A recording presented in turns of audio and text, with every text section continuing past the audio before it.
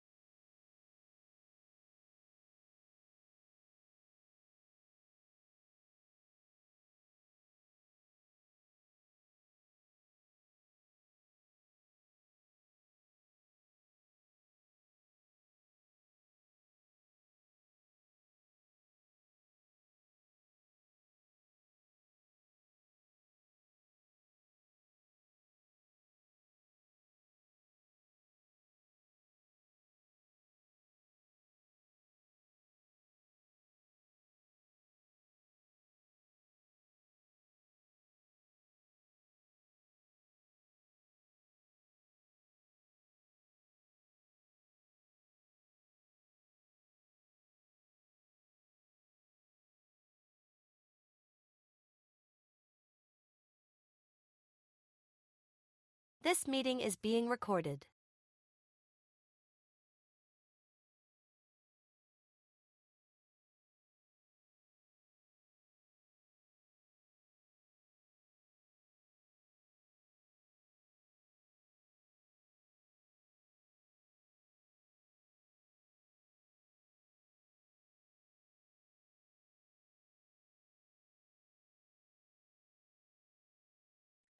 Alrighty, everybody.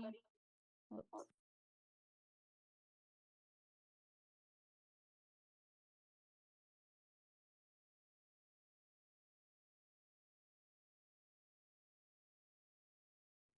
Okay. Let's see.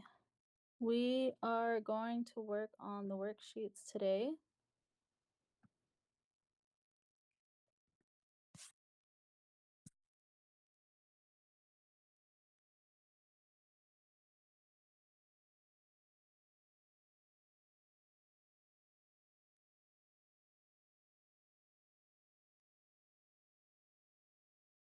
Alrighty.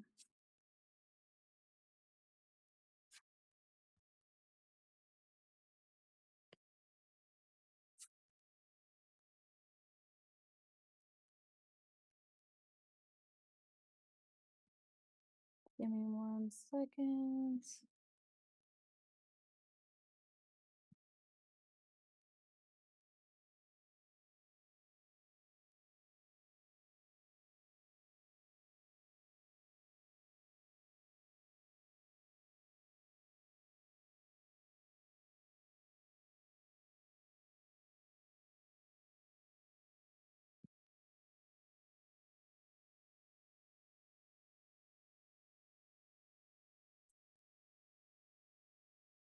Okay.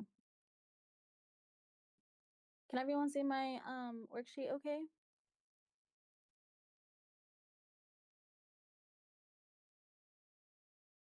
Yes. Okay, perfect. Okay, so starting with question 1, what did you guys write down? The process where a cell eats a pathogen is called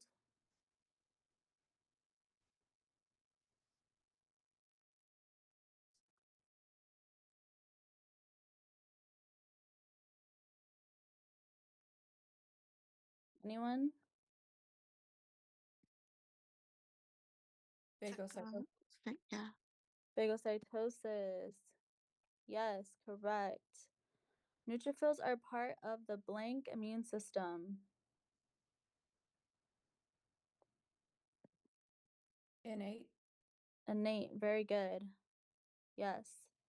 The first line of defense What's the first line of defense?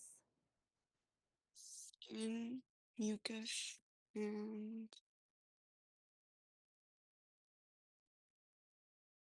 Chemicals. Skin, mucus, and chemicals. Yes, also known as antimicrobial substances. But yes, you are correct. It is chemicals. What is the second line of defense? Inflammation, fever, and phagocytes. Inflammation, fever, and phagocytes. Yes, correct. The third line of defense is also called the blank immune system. Adaptive. Adaptive. Very, very good. Um, do we have any questions on part one? Anything that you guys want to talk about, or does that seem pretty straightforward to you guys? everything good. Okay, moving on to part two. Which of the following is non-specific? So looking at your guys' worksheet, which of the following would be non-specific? Neutrophils. Very well. Neutrophils, yes. Which immune response has memory?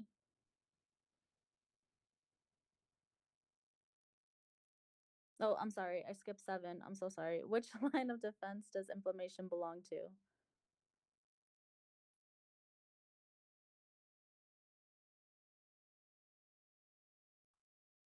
Is it the innate? The second? Yeah. Second, yes. So, which ones are our innate again? Isn't it the first two, like the skin, the mucus, and then the next one, the inflammation? Right. So the first line of defense is always going to be first and second. The third is which one? Adaptive? Adaptive, very well. Okay. Which immune response has memory? Third line. Third line, very good. Yes. A neutrophil's main job is to what? Is it to produce antibodies? Is it to kill infected host cells? Is it to engulf and destroy pathogens? Or is it to remember past infections? C. Very good. Yes, it is engulf and destroy pathogens. Any questions on part 2? Any questions? For number 6, when you were talking about non-specific, couldn't that have also been because in class she was talking about like stem cells, like we can use them for anything? Yes, stem cells, yes. Stem Okay. cells can shape, um, stem cells pretty much become whatever cell you need it to be. So say, you're lacking something in a cell that, you need, the stem Mhm. cell can form into that.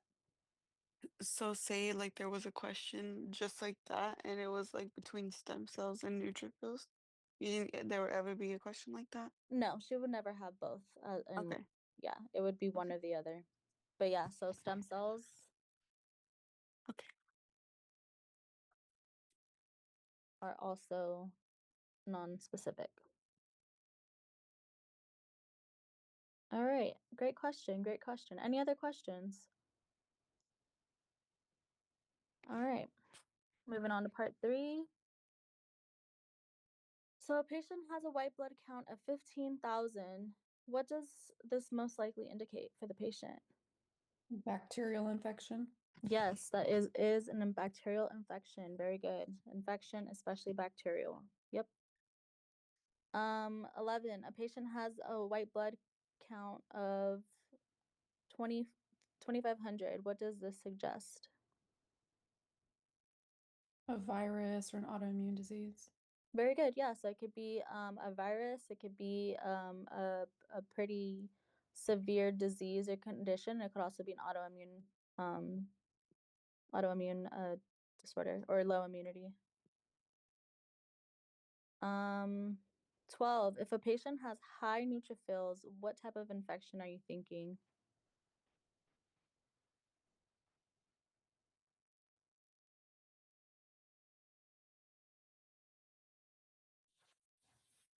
A bacterial? Bacterial. Very good, yes. Because remember, um,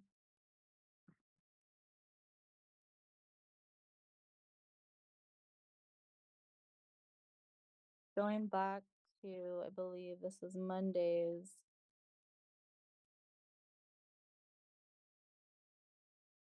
Where did I write it?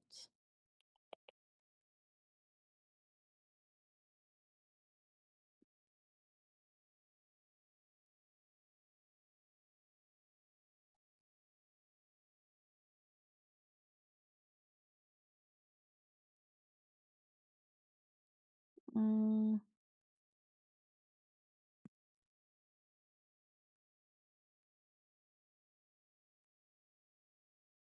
maybe more organized with my notes. I'm pretty sure it sorry. was like in the beginning. Yeah, I'm trying to see. This was the beginning. Maybe you just verbally said it. Maybe. But neutrophils are the most abundant. We all know that. And then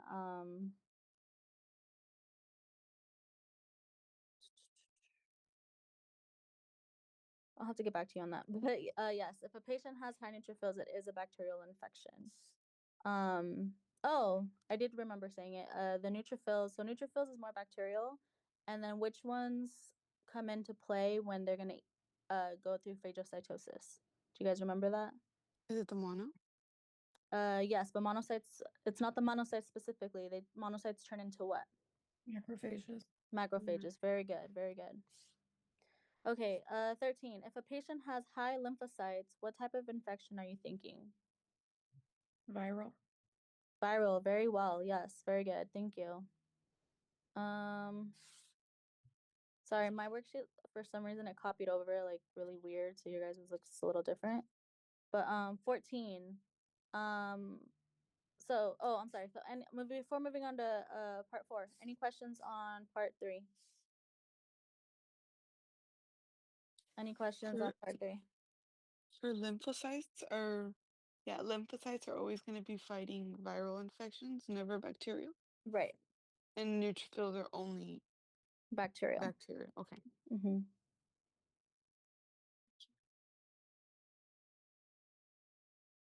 Any more questions? Okay, moving on to part 4. So this is the matching section. So we have neutrophils, lymphocytes, eosinophils, basophils, and monocytes. So which one fights parasites and allergies? C.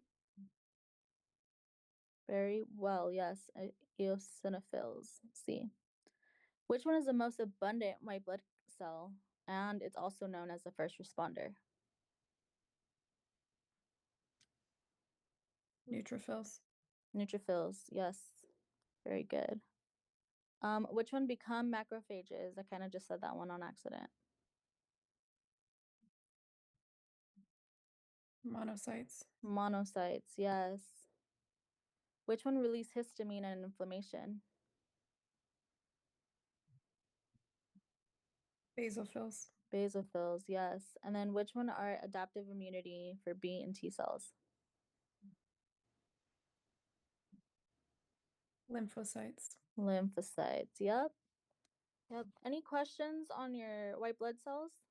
So these are the 5 white blood cells that we have in our body. Any questions? No. Alrighty, we are going to move on. Let's see. Okay.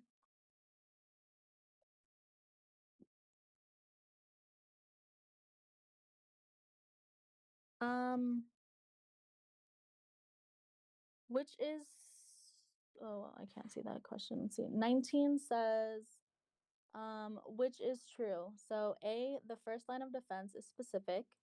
B, the second line includes antibodies. C, the third line is adaptive.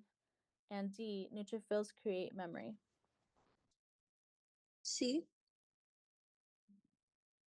Very good. Yeah. The third line is adaptive. Yeah, so remember the first line is innate, second line is innate, third is adaptive. Which is part of the first line of defense? So we have fever, skin, and T cells and antibodies. Skin. Skin, very good. Yes, skin. All right, any questions on this first section? Any questions? Okay, moving on. Whoops. Hold on, I'm gonna stop sharing really fast.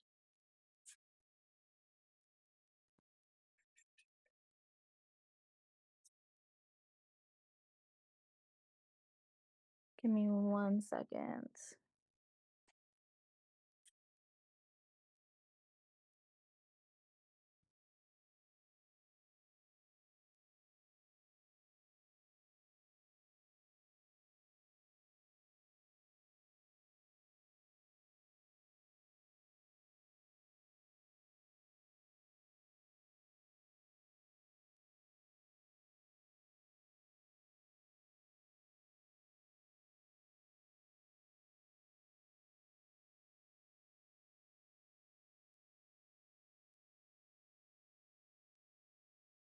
Okay, I didn't finish writing in the answers, so I will start doing that after this section.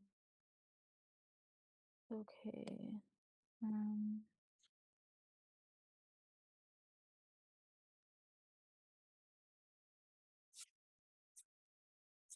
There we go. Okay.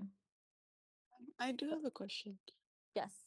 For part, or what is it? Part 4 for Mm-hmm. question 14. Mm-hmm. So for 14 through 18, how were you like determining the letter? Wasn't it like the A neutrophils, B? Because if 14, isn't it? It's supposed to be C. Yeah, The E. it's eosinophils. So so like right here in the notes on Monday, Oh, okay. eosinophils are parasites and allergies. Okay. And on the worksheet, yeah. Okay. It's So they parasites. go hand in hand. Mm-hmm. Yeah. Okay. Perfect. Thank you. Mm-hmm. So my worksheets will always go hand in hand with the notes that I go over each SI session. Okay. Oh, okay. Got it. Mm-hmm. Any other questions? Okay. So immunity is the ability to Fight pathogens. fight pathogens, yes. Defend against disease. So fight pathogens, fight germs, fight microbes, anything that's bad going into our body, that is the immune system's job. Susceptibility means How likely you are to get sick. To allow something to pass through or something like that. Kinda. Neela was a little bit more closer. So it's the lack of resistance. I think going back to the notes, I put something about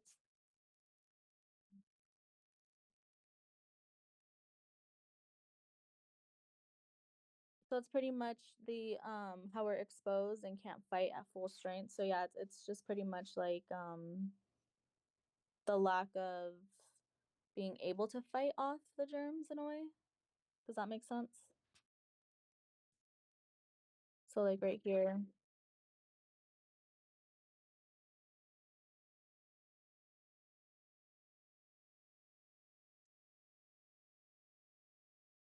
Okay. Innate immunity is Present at birth. present at birth. Yes, correct. Which immune system is faster? Innate. Innate, very good. which has memory? Adaptive. Adaptive. And which is non-specific again? Innate. Innate. Very good. Number 7, TLRs recognize either specific bacteria, antibodies, general patterns on pathogens, or memory cells.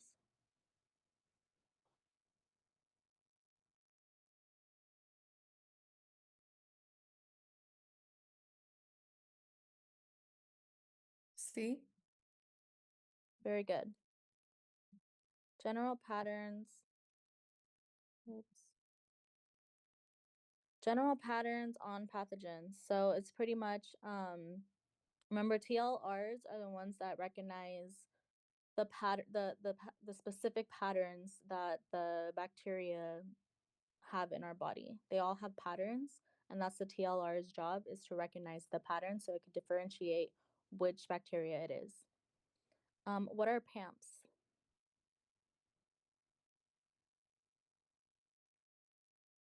Well, I'm sorry, I think this one's the trick. What does PAMP stand for?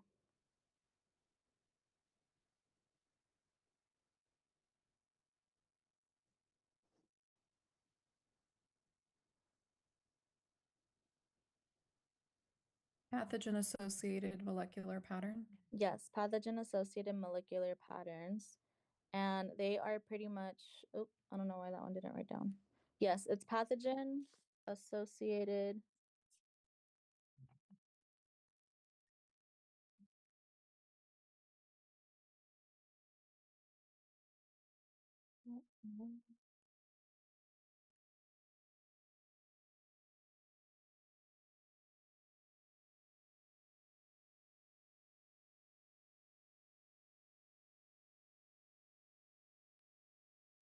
Okay. 9. Cytokines are responsible for killing pathogens, signaling other immune systems, producing antibodies, or blocking skin. Signaling? Signaling immune systems, yes. B. So 9 is B. Any questions on part 3? Or any questions so far? No?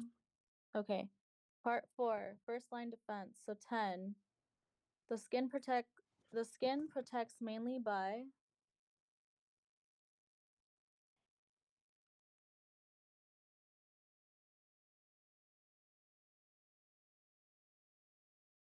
Acting as a barrier. yes. Barrier. Also, it has the shedding of our dead skin cells. And I'm not sure if I went over this with you guys or Dr. Frazier did, but it also has keratin.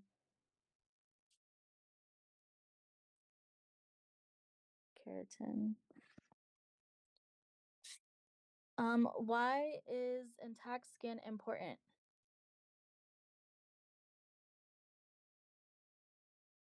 So why is skin not being broken or cut or any little tiny paper cuts or anything like that? Why is it important for our skin to remain unscathed, I guess you can say? So pathogens can't enter if you have a cut. Very, very good. Yes. Yes, yes. Prevents entry to microbes. Very good. Thank you.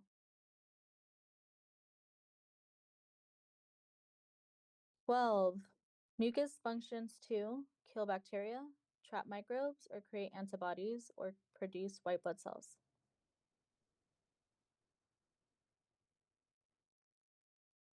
Trap microbes.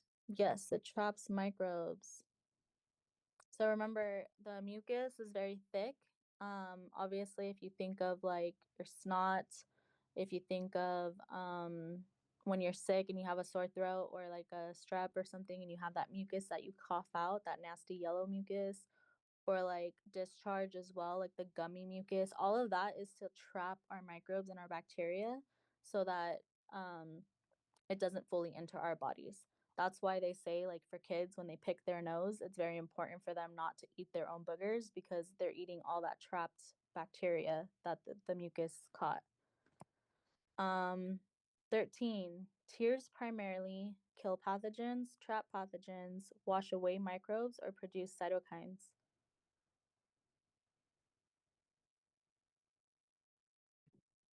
Wash. Oh, sorry. Wash away microbes. Yes, wash away microbes. Very good. So tears primarily wash away microbes. Also, that's why it's very important that so our eyelids are like windshield wipers, I guess you can say. So it's very important that people blink and stuff like that because they're also throwing all of the bacteria into our tear duct, which eventually gets out through another way. But yes, tears wash away microbes. So think of your eyelids as windshield wipers. Any questions so far? Okay, moving on. A patient has damaged skin from burns. Which defense line is most affected? Our first line, second line, or third line?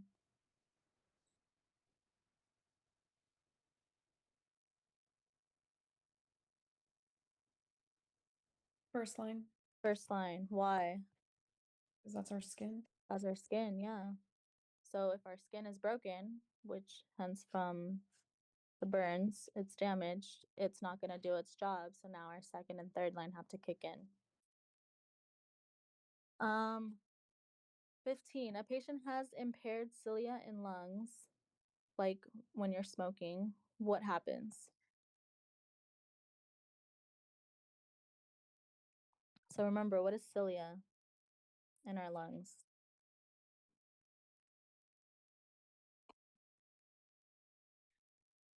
It's the little hair-like things in Yeah, our lungs. yeah, it's the little hair-like structures. So what does that do? It either brings it down or pushes it back up. Right, Elevator. right, in a sweeping form. So think of it like a broom, like the little bristles on the edge of a broom.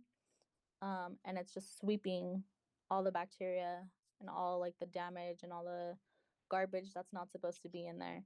So a patient has impaired cilia in lungs. So the sweeping form, hair-like structure is not working. So what's likely to happen? An overproduction of mucus. Right, yeah. So the microbes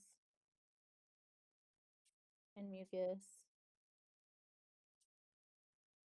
cannot clear, and that will lead to an infection risk because all the microbes are just going to stay in the lungs. Does that make sense? Yes. Also, I wanted to ask, what was the answer for number 9 again? For number Was it B? 9, it's B, Okay. signaling other immune cells. Okay, thank you. 16, if TLRs are not functioning properly, what is impaired? So remember, TLRs are general pathogens. I'm sorry, they recognize patterns on pathogens, right? So they recognize patterns.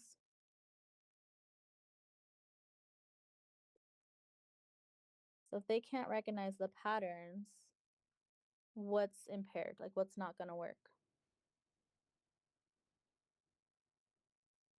Like the killing of or the engulfing of bad things? Um, Because that's in the adaptive, right? Or is it the innate, innate. the TRLs? It's Okay. innate, so it's innate. So So then the signaling wouldn't happen? correct, yeah. There would be no signaling, no recognition of pathogens in innate.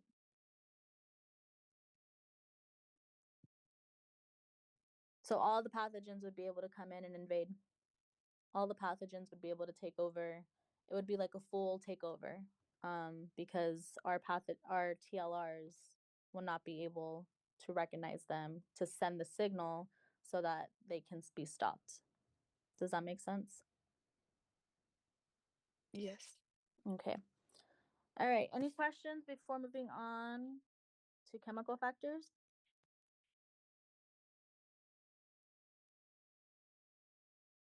Okay. Moving on to chemical factors. How do I make this smaller? There we go. Okay, yeah, that's better. Okay. Part 1.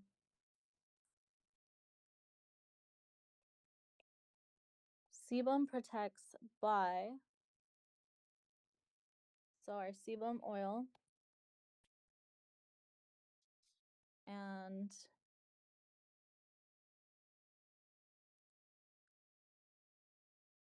what does it do? An acidic barrier. Yes, it's an acidic barrier. So because it's an acidic barrier, what does it do? Doesn't allow pathogens in. Well, what happens to the pH? Well, yeah, so you're right. It inhibits.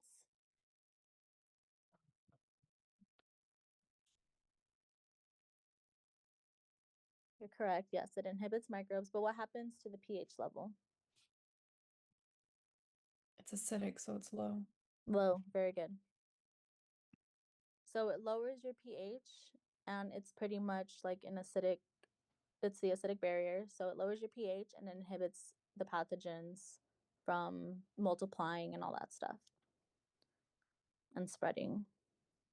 2, lysozyme functions to lower pH, destroy bacterial cell walls, produce antibodies, or trap microbes. Now remember, what does zyme mean? B. B. Very good. Hold on, give me 1 second. The light turned off in the room. There we go. Okay. Yes, B.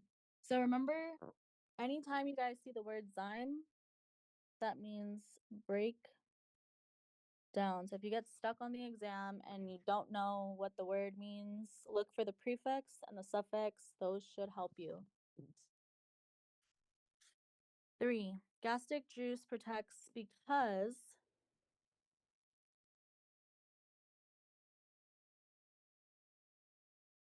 so remember what I said on was this Monday? Gastric juice is where?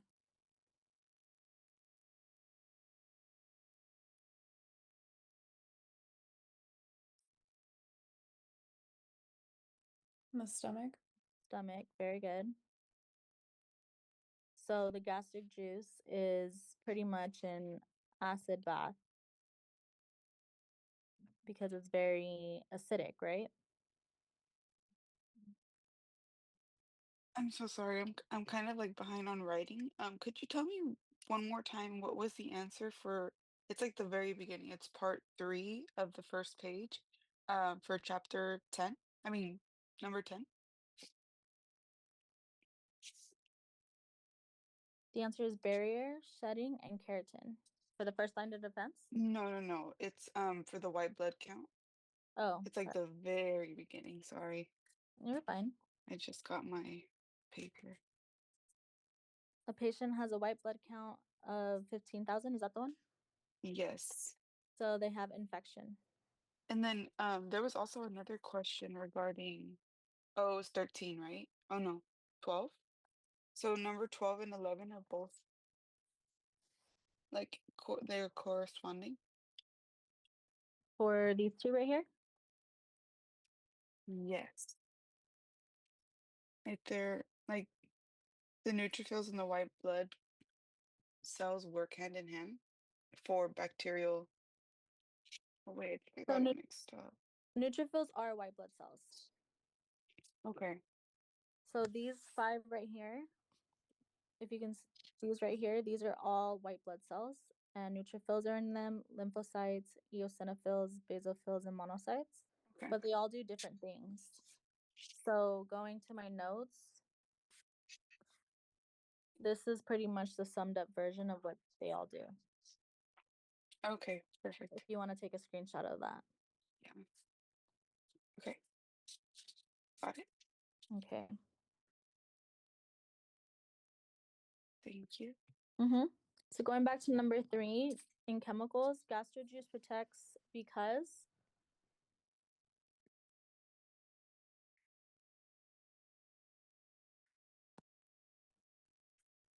It's acidic? Oh, sorry. yeah, very good, Crystal, very good. It's acidic, so it kills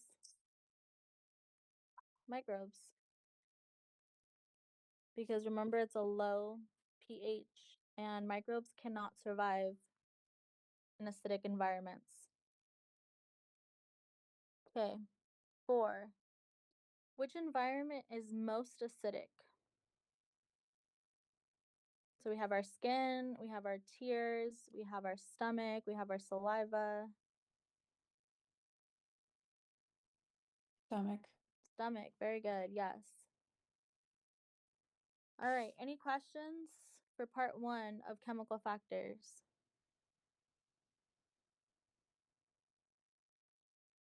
Okay, moving on to microbiota. So normal microbiota. Actually, yes. Can I see the first one for the sebum protects? Oh yes, right here. pH.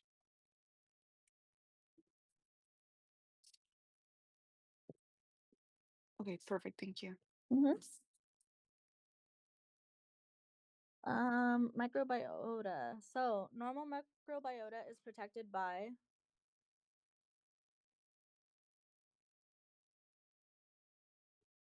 Microbial antagonism.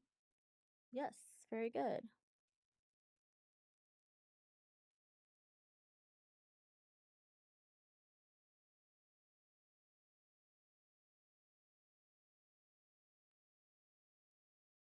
And what does that mean? It fights with the pathogens for resources. Yes, yes, it's like a giant competition. Think of it like one of those competition shows, and that's pretty much what it is. 6, competitive exclusion means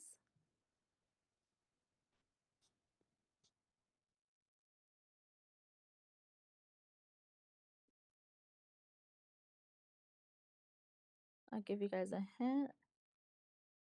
It has to do with good bacteria.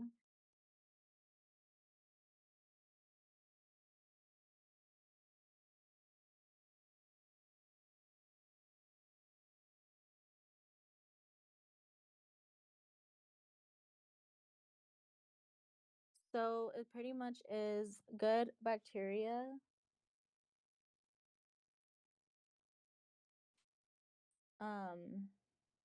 wins, I guess you can say, or out competes pathogens. So it's just 2 microbial pathogens, so our good bacteria and our bad bacteria, fighting for the exact same resources to survive. So there has to be like one has to be eliminated pretty much. Does that make sense? Basically a race to the bacteria, and whoever gets there first wins. Yeah, pretty much.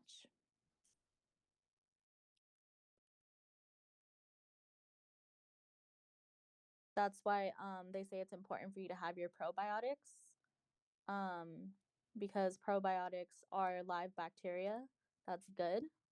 And the more good bacteria we have, the better chances of our body doing its job naturally and fighting off infections and stuff like that.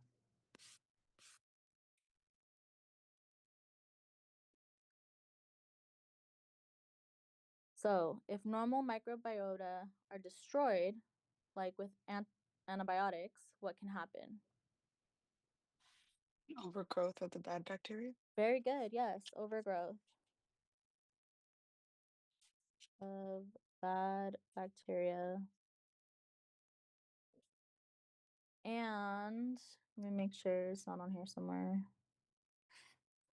What can happen if we have overgrowth of bad bacteria? Or what happens, let's just say we take too much antibiotics and our body doesn't need it. So what can happen? Like what disease can be an outcome of it? Being like septic. Um, Oh yeah, no, that's no, okay. it's The opposite. If you don't treat it, right? I'm sorry, what was that? That's the opposite. Like if you don't treat it. Yeah. Um, it could so if you take antibiotics and you don't need them, or you take too much antibiotics, so too much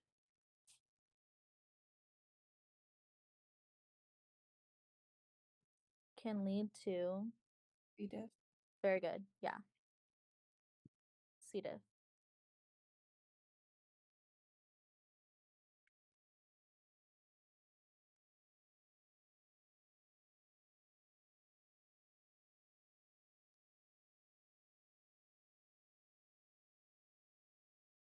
Okay. Any questions?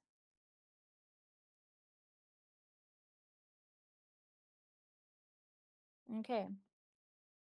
Commensalism means, does it mean both benefit, one benefits and others harmed, one benefits and others unaffected, or both are harmed? C. C. Very good. Yeah. One benefits and one is unaffected. So think of it like your best friend that needs a room to a bed to crash in, and they sleep on your couch, and they bring groceries. So technically, no, not that they bring groceries. That would be mutualism. Sorry. Um, one benefits would be like your friend crashing on the couch, and they don't bother you, and you're just, letting them stay. So they benefit because they have a roof over their head, and you are unaffected. 9, opportunistic pathogens. Would it be always harmful, only exists outside the body, becomes harmful under certain conditions, or only affects healthy people? See? C, very good. They become harmful under certain conditions. So can a normal person with no autoimmune disorder or immunocompromise in any way, can they have opportunistic pathogens? Can that still occur? Yes. Yes. Why? Because they still have that bacteria within them that are just waiting for the opportunity, right? Right. So let's just say you have the slightest infection in you already, and your white blood cells are already in overdrive for whatever reason. You can get an opportunistic pathogen, and it can become harmful under that condition.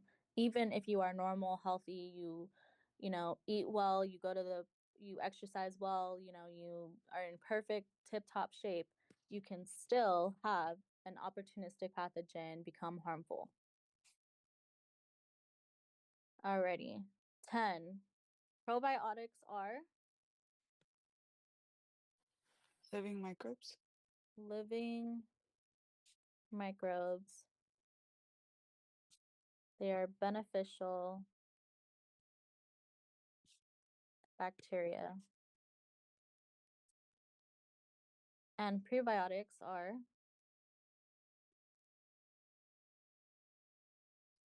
The food for the probiotic. yes, food for good bacteria.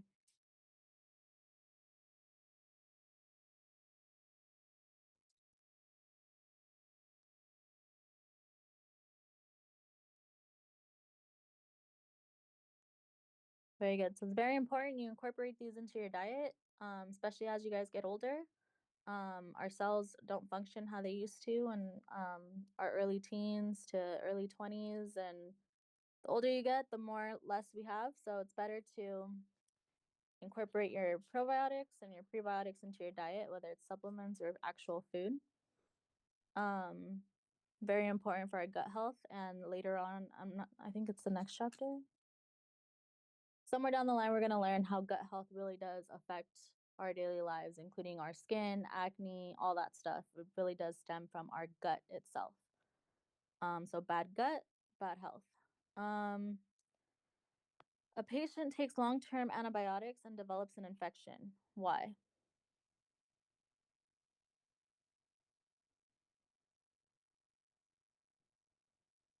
We kind of already answered that. Because all the good microbiota was eliminated. Very good. Yes. So all Well, good. good and bad.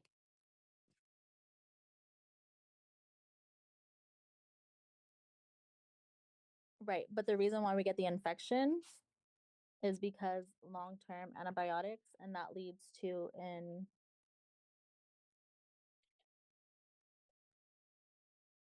overgrowth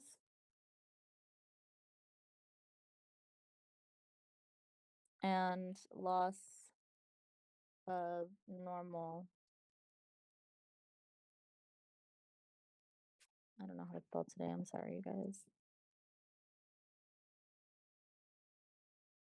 Microbiota.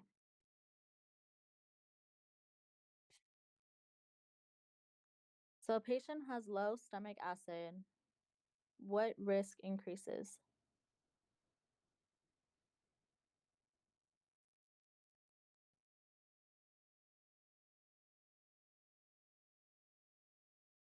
So a patient has low stomach acid. What does that tell us? Low stomach acid. What's low stomach acid?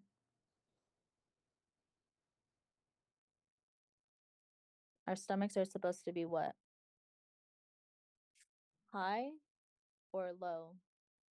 Couldn't it be the risk of like microbes getting to the intestines because it's not being killed in the stomach acid? Yeah, very good. So our stomach acid should always be high. We want high acid.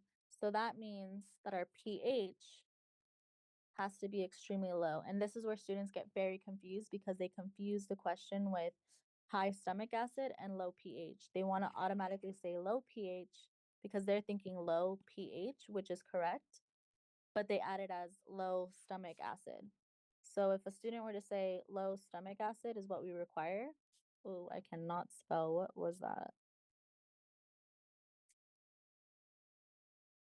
That would be wrong because of the fact that we want high stomach acid, but very low pH. Does that make sense? Yes. Okay. So the answer for this would be more bacteria survive.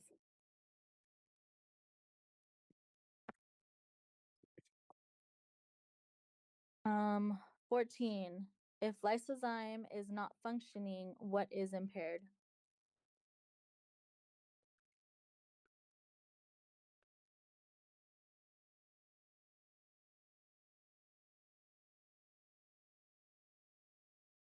So what does lysozyme do?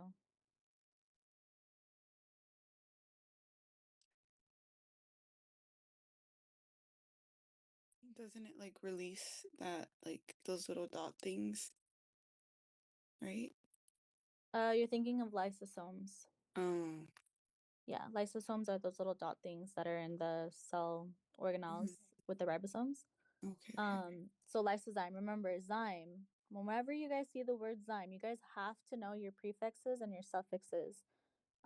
If you guys need help with that, let me know. I have a list that I made for that I still have from my anatomy class. Those of you that took Dr. Knudsen, if you guys still have that list, I would definitely look it over because I promise you, just knowing the prefix and the suffix, even if you're stuck, just knowing the suffix and the prefix alone can help you eliminate a lot of the questions or a lot of the answers from the multiple choice questions.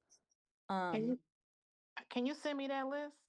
Yes, I can send that. I can have I can actually have let me write a note right now. Hold on, give me 1 second. Let me write a note so I can email Dr. Fraser so she can post it on Canvas for you guys. Thank you.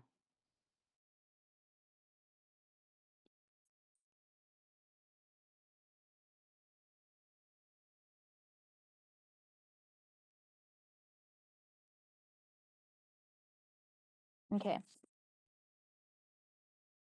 So, lysozyme is an antimicrobial enzyme. So, whenever we see zyme, remember it's an enzyme. And what do enzymes do? Break down. Break down. Very good, Crystal. So, they break down. So, lysozyme is a key component in the innate system, innate immune system, and they destroy bacteria by breaking down the peptidoglycan layer in the cell walls. So lysozyme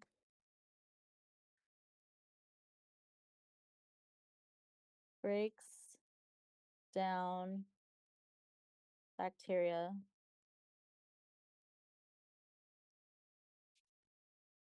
no, I'm sorry. They kill bacteria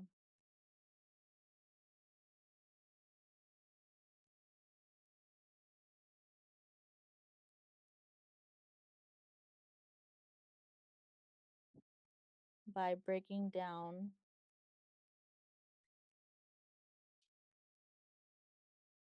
peptidoglycan layer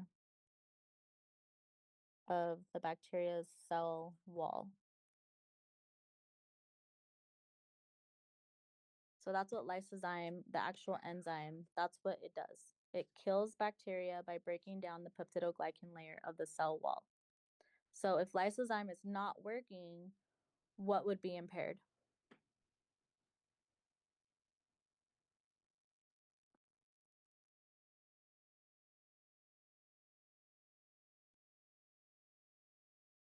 The risk of high bacterial growth.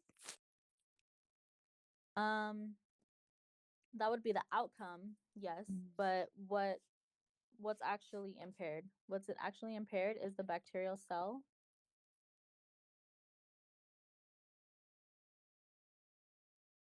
Cannot be broken down or destroyed or killed or anything like that. Give me 1 second, you guys.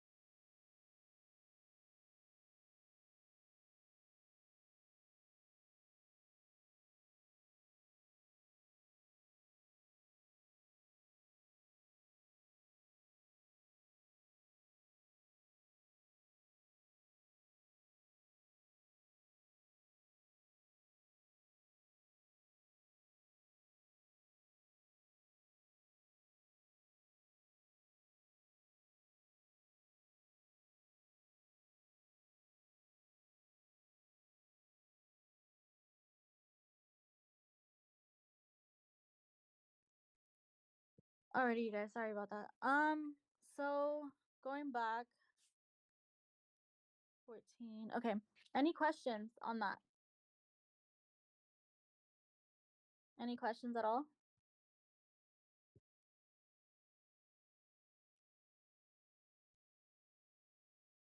Okay, moving on.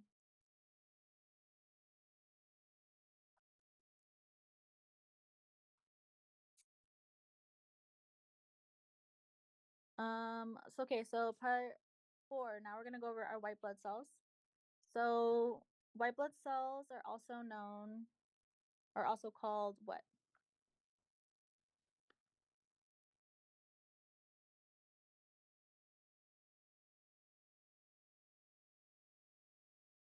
Leukocytes. Leukocytes, yes, very good.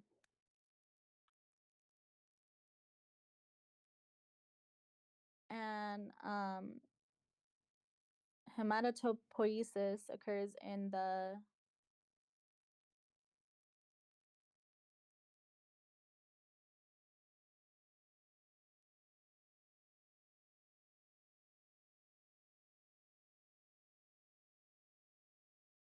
we did talk about this on Monday, I believe. So what is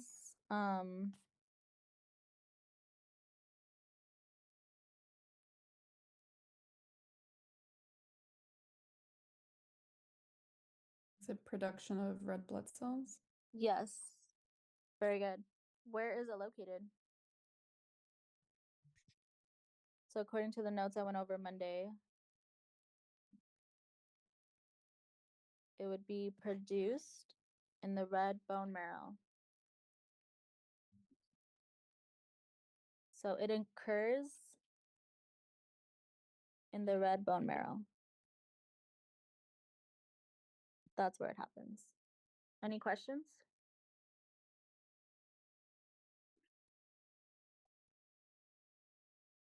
Okay, moving on. Number 3. The two main stem cell lines are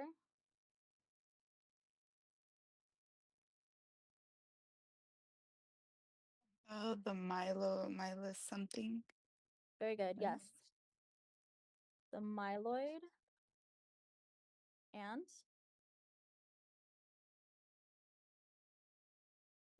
Lymphoid. lymphoid. Very good.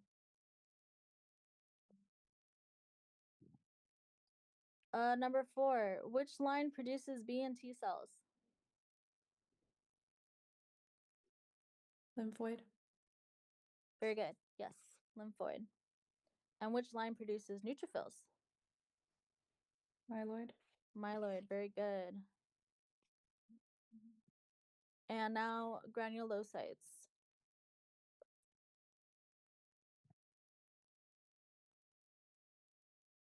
So the most abundant white blood cell is Neutrophils. neutrophils. Very good. And which cell is first at infection? So our first responder, Same one. Neutrophils. same one, neutrophils. I have a question. Yes. For number 4, the one we just went over, the which line produces the the B and T cells? Mm-hmm. Didn't we say that they were just like sitting there? I don't know if I remember that in the SI that we had. Didn't we talk about that they just sit there or they are actually made there too? Oh, I know what you're talking about. Just because I don't want to get like confused when it comes to the exam. mm.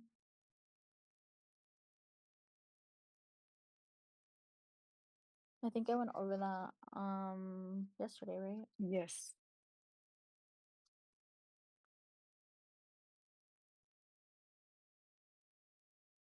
Or could it have been? No, it was what's today? It was like on Tuesday, I think, or Monday.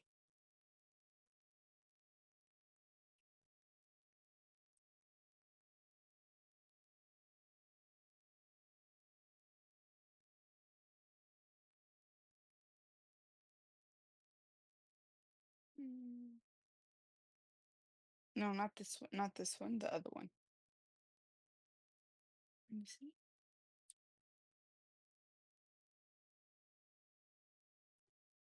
A little higher, I think. More. Was it this one? Yeah, it was that part right there, I think. Which one? Go down a little bit right after the bone marrow.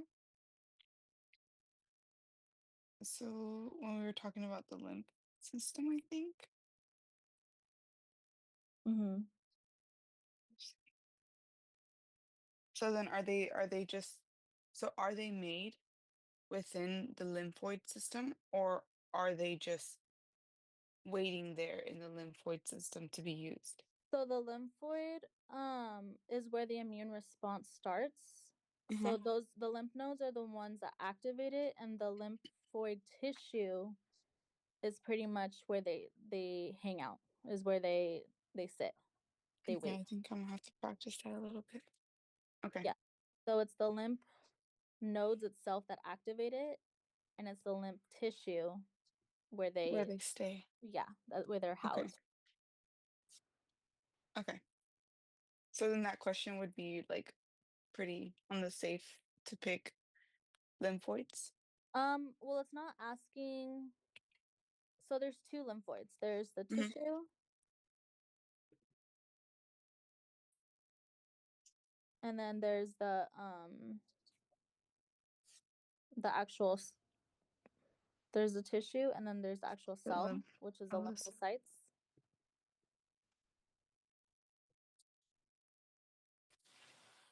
But it will be specific. So if she were to ask a question like if she were to say where are B cells and T cells That's when it would be activated, specific. Okay. then it would be the cell. Okay. They would be the lymphocytes. If she were And to then ask, where they stay would but be if the tissue. if she would ask like where are the B cells and T cells housed, then it would Mhm. be the lymphoid tissue. But Okay. because this question was pretty generic and it just said what line produces Uh-huh. and the lymphoid, it would just fall under lymphoid. Got you. Okay. Yeah. Okay, thank you. But for specificity, if she were to specifically ask like where are the B cells and T cells activated, it would be lymphocytes. Okay. If she were to ask where are the B cells and T cells housed, it would be the lymphoid tissue. Perfect. Okay, thank you. No problem. Which cell releases histamine?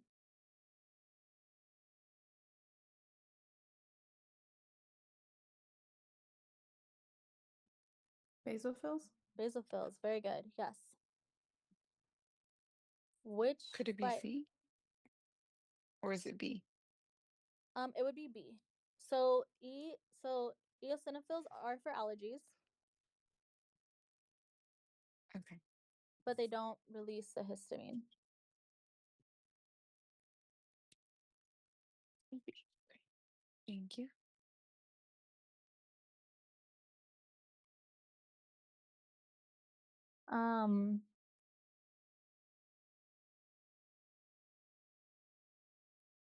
Yeah, so whenever it has to do, so a lot of people get confused. I know when I was trying in anatomy, I was trying to remember like which one does what, and one of the acronyms we came up with, my group, was eosinophils. The E for allergies, and that's how we remembered it. But basophils are the only ones that are going to release histamine and heparin. So eosinophils will never release histamine. They're more for like regulating the inflammation in the tissues that come with the allergic reaction. So these are more for regulating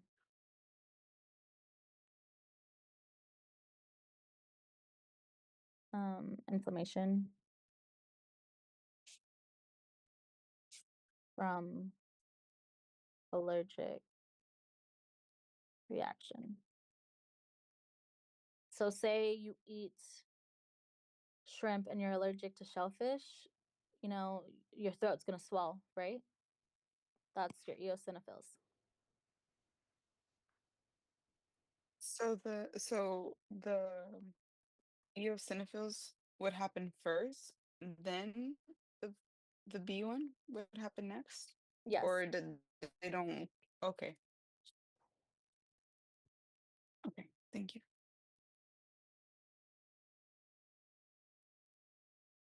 So, sorry, I kind of wrote in 9.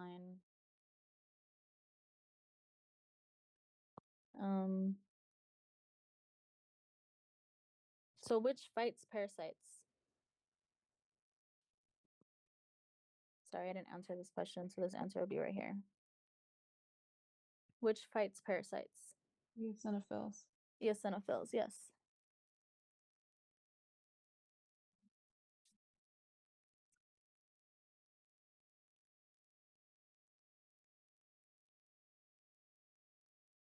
Okay.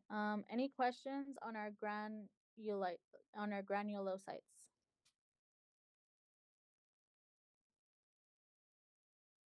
No. Okay, moving on to our agranulocytes. So monocytes become Macrophages.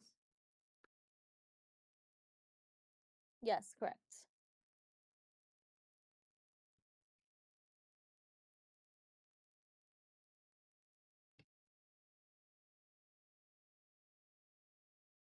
And then dendritic cells function to,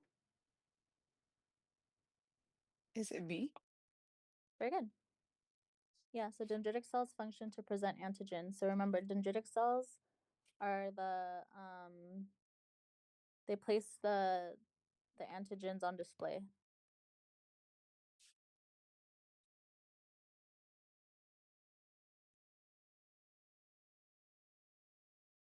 They place antigens on display. 12. Lymphocytes include. So what are components of a lymphocyte? The B cells, T cells, Very good. natural killer cells. Yes.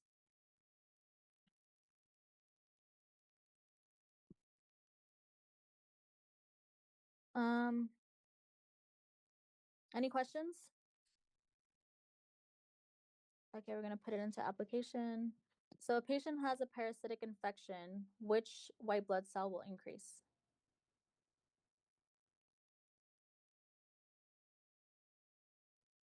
Eosinophil. Eosinophils, yes. A patient has allergies, which white blood cell is most involved?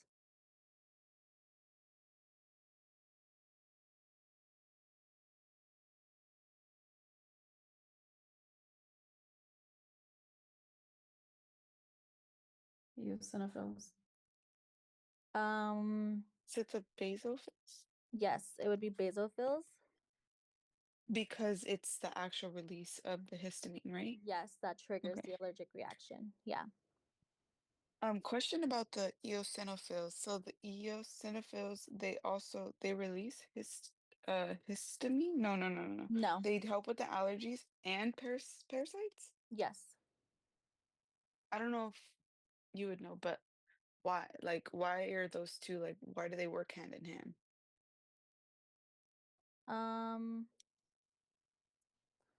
So from my understanding, and Mhm. she doesn't really go over this, so you might want to like fact check it with her, and I could fact Okay. check it with her as well. But from my Mhm. understanding is that the eosinophil triggers the basophils to release the histamine. So they're But with the parasitic, like, infection, um, it would cause, like, allergic reaction? no. So parasites are something different. It Okay. does two different things. Okay. And just to not get confused. Yeah, it does two Okay. different things. So it's also for parasites and allergies, but the parasites don't go hand in hand with the allergies. Okay. Yeah. Thank you. You're welcome. So yeah, I do know for a fact that eosinophil triggers basophils to release the histamine. So it will be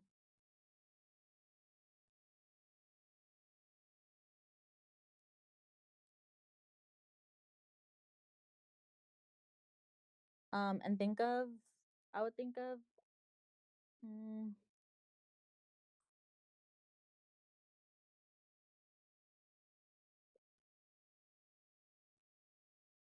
think of eosinophils more like for asthma and obviously parasites. And they are allergies, but in asthma, like what happens, like we have a hard time breathing and it could be because of an allergic reaction. So think of it like that form, and then basophils, I would think of it more like early allergic reactions. So like pollen, dust, when you go outside, the air quality. Think of it like I don't know if that would help you guys or not, maybe not, but just I would think of it like that so that when you like see a question like a patient has allergies, which is the most involved, basophils, because people are mostly allergic to like pollen, dust, just the air, like the stuff that's outside. So I would think of it like that. I don't know if that will help you guys or not. A patient needs number 15, a patient needs antigen presentation to activate T cells. Which cell is the key?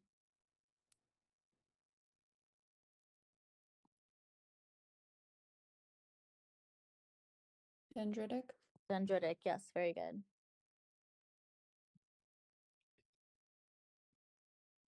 And which cell bridges innate to adaptive immunity?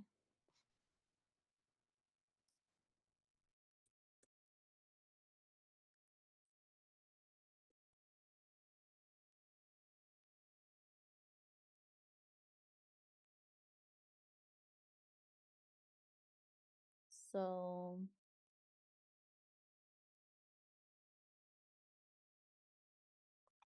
dendritic cells capture the antigen and then present it, right? And it activates the T cells. And what do we know about the B and T cells? Are they innate or adaptive? Adaptive. Adaptive, correct. So once the dendritic cells present the antigen, it switches over to adaptive. So which cell bridges the innate to adaptive?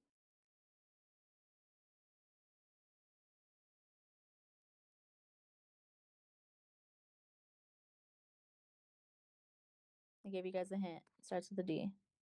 The dendritic cells. Dendritic, yes, very good. So dendritic cells are the bridge between the innate to adaptive. Any questions on our white blood cells?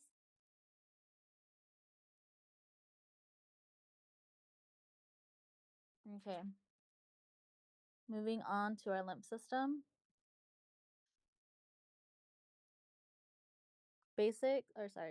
So part 1. Our lymph is deprived from? Blood. Very good. Yes. Well, no, it's not in the blood. It's how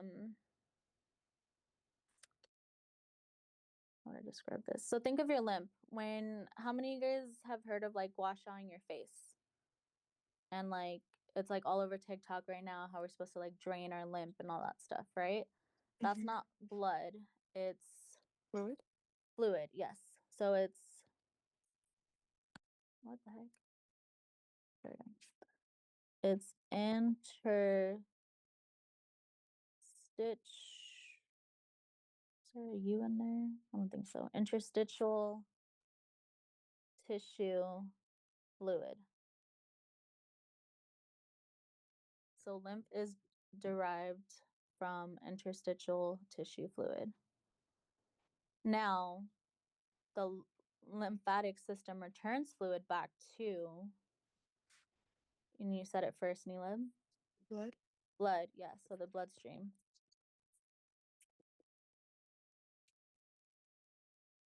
So it does return back to blood, but the lymph itself is not blood. It's fluid, tissue fluid, technically. Okay. Any questions so far? Okay. Number 3, name 3 parts of the lymphatic system.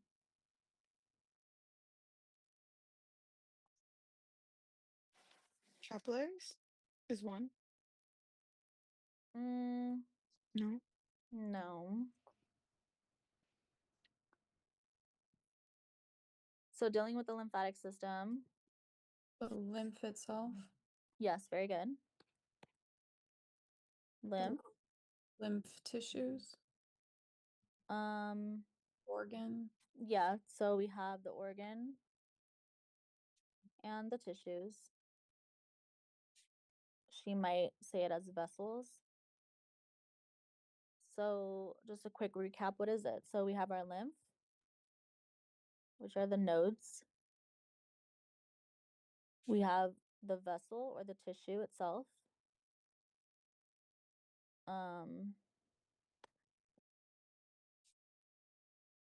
Spleen, and then our organs. Thymus. See you. So which structure carries lymph fluid?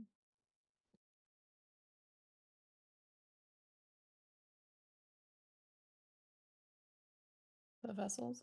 The vessels, yes. Lymph nodes are responsible for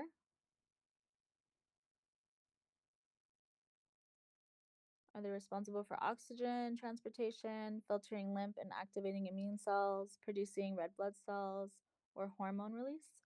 Filtering lymph. Oh, sorry. Yeah, very good. Filtering lymph and activating immune cells. Very good. Number 6, lymph carries pathogens to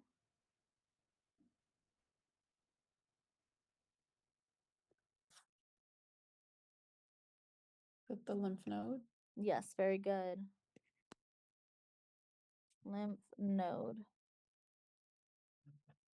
Any questions?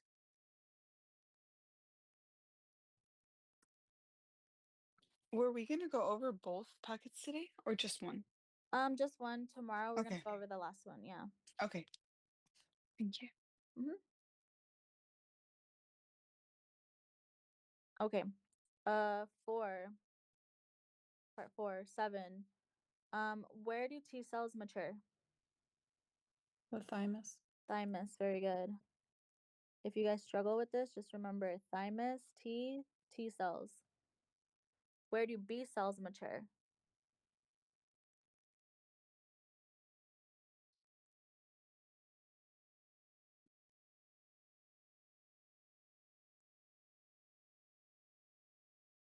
The bone marrow.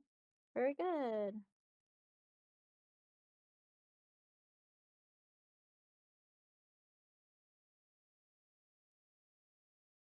Which organ filters blood?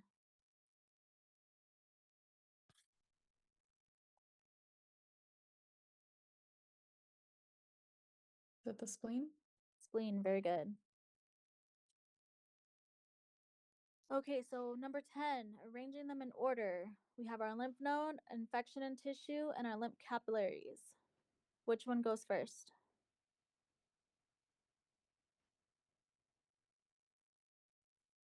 Is it the infection? Infection, very good. So first we get an infection, and then it has to travel through The capillaries? the capillaries. And finally they end up in the nodes. Number 11, lymphatic capillaries are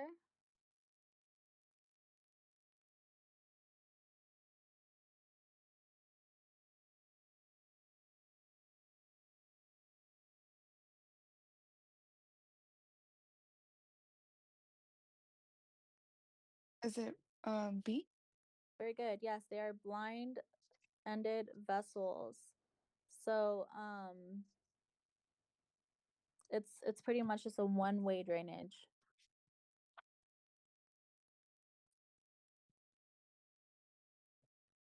One-way drainage.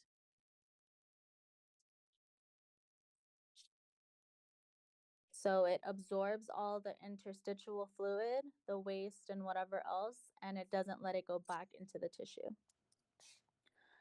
Our lymph movement depends on Does it depend on our heart pumping, our muscle movement, our gravity only, or red blood cell pressure? So think about when you're massaging your face to remove all your lymph. When you're gua shaing, what is that doing? The B. B, very good. Muscle movement. Couldn't it also depend on like C and D also? No. Not So at all. no. So our lymph only moves with muscle movement, and sometimes we have to force that muscle. That's why they tell people to massage it, because you're massaging that muscle in that area. Without any movement, without running, without exercising, without physically moving it yourself, it will just sit there. There is no circulation of it. Oh, okay. I reread the question. Okay, So thank you. So what happens when people had a lymphedema in their legs or their legs are swollen? So you said moving of the muscles. Now, don't they walk? Ain't it moving of the muscles? Like, Um, shouldn't that help it? yeah, but it's usually some sort of like vascular issue. which leads to reduced mobility. So they're not walking as they should, or they're not, it's their body's not draining their lymphatic fluid how they should. Oh, okay. So it's usually lymphedema is actually, so our body's supposed to naturally when we walk, but lymphedema is when something's wrong with their lymph vessels. So it's either damaged or it's blocked for whatever reason. And then that's what causes the swelling and all that stuff. Okay. Any questions? All right, organs. Oh, wait.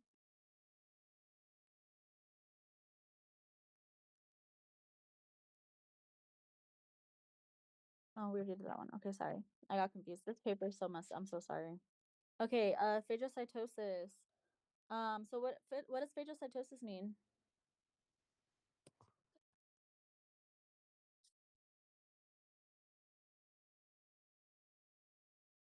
We're running out of time, so I'm kind of just gonna go through it because I really want to finish this worksheet. And then you guys, if you have questions, you guys can message me. But I want you guys to at least have the answers for this first worksheet.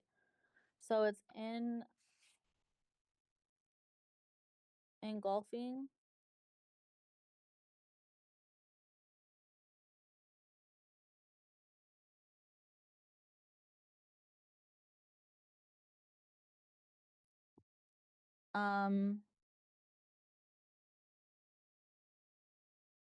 specific for eating, and those two are neutrophils and macrophages. Remember, macrophages come from monocytes. Number 3, we're gonna put it in order of phagocytosis, the mechanism of it, and starts with chemotaxis, adherence, ingestion, and then digestion. So it goes in that order. Number 4, what is a phagosome? It is a vesicle containing pathogen.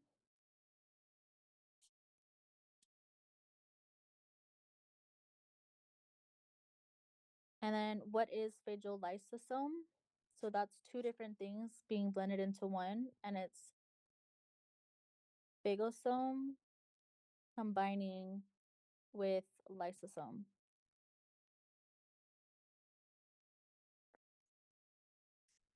6, opsonization means coating bacteria to enhance its binding.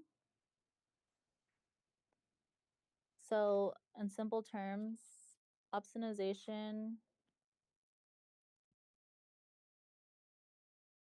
means tagging or marking. It's putting a hit on the bacteria. Chemotaxis is following the chemical signals. So it's just a taxi, pretty much like following the signals, the signs, looking for the bacteria, the chemical bacteria, the chemical of the bacteria, sorry. 8, what cells arrive first in infection? We should know that as neutrophils. Which dominate later? You guys should also know that as macrophages.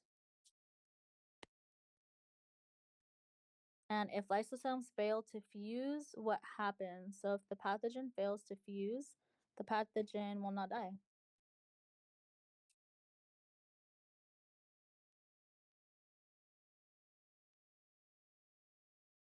Any questions? Okay. Worksheet number 7, inflammation is the local defense.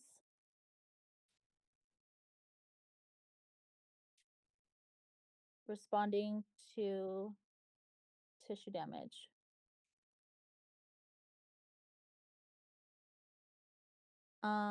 Two types of inflammation. two ways that it can occur, is either injury.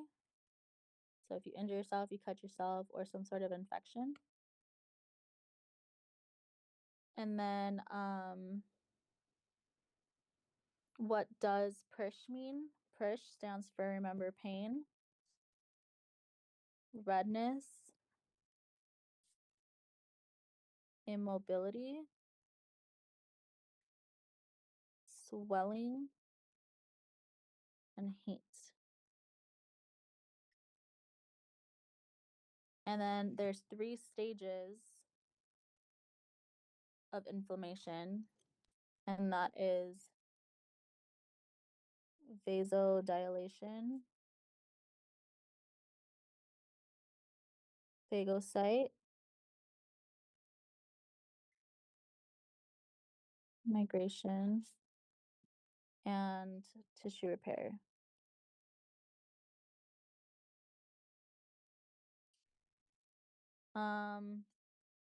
Why does the swelling happen to begin with? Well, it happens because of the increased permeability,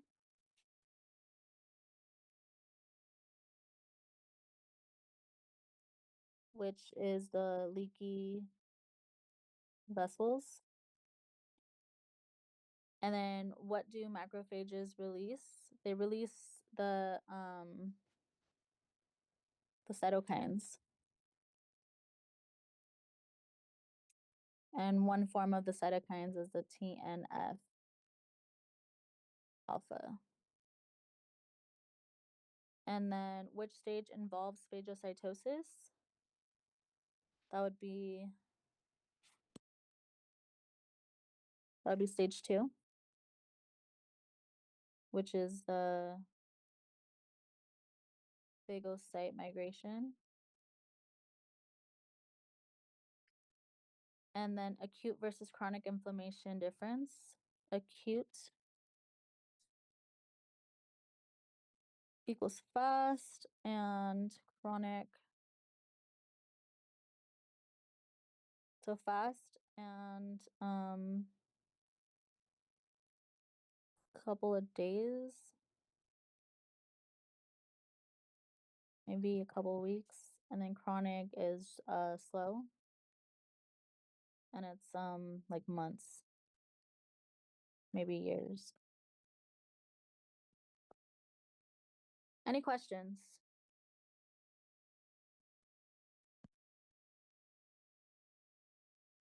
Any questions at all? Anything you want me to go back to?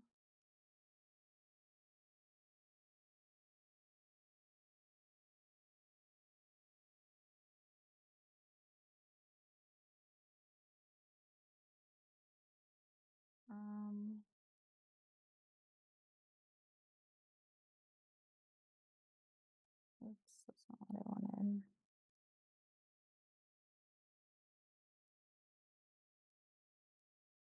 Okay, if you haven't already put in your name and your ID, please put that in the chat. I think everybody did. Let's see, 1, 2, 3, 4, 5.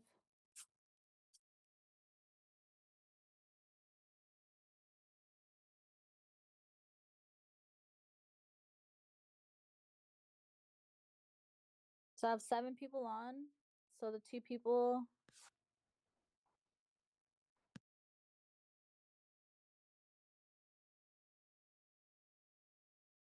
There we go. We just need one more person.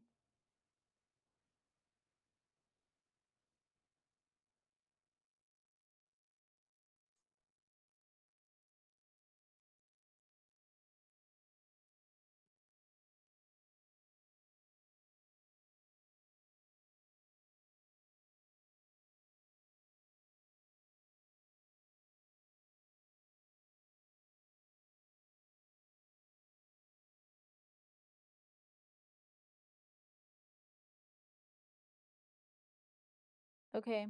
All right. So I will be ending it. Nobody has any questions? You guys have a great day. Remember, tomorrow I will be doing Zoom only, I believe, from I think I agreed 12 to 2. I'll double check that. And I think I already sent it out on the Discord. But if you have no questions, that'll be it. Tomorrow we'll be working on the second worksheet, and that will be it. So you guys have a great rest of your day, and feel free to ask me. Bye. Are we all done with 16? I'm sorry, what was that? Are we all done with going over 16? Did we finish? We only have interferons to go over left, which I might squeeze that in tomorrow since the worksheet's not as big as it was this one. But yeah, that would be my goal, so I could go over it while we go over the worksheet. Okay. Thank you so much. You're welcome. Have a great day. Bye-bye. Thank you. Have a good Bye. one.